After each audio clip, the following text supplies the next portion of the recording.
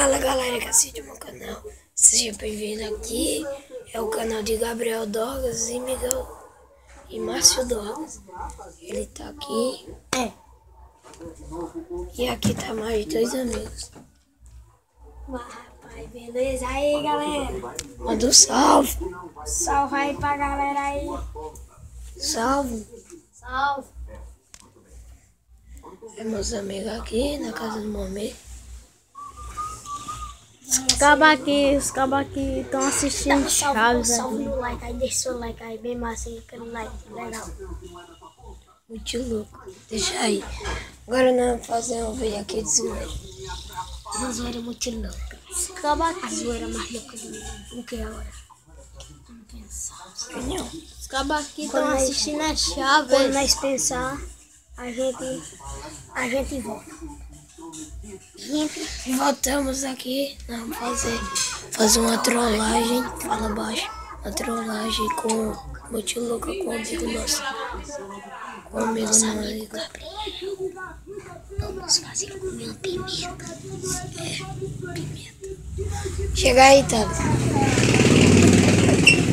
Eu te desafio com uma pimenta. Uma gotinha na boca. Uma gotinha.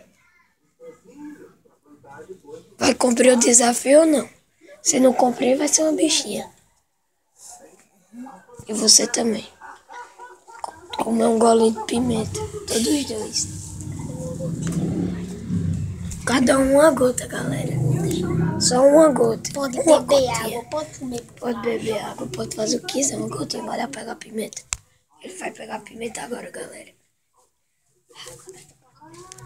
Estamos, galera. Aqui eles agora vão beber um gole. Molho de pimenta. Pimenta malagueta, de Filme aí, gente. Vamos deixar só um dedo. Vai, bota na boca. Peraí, só bota em um. Vai arregar.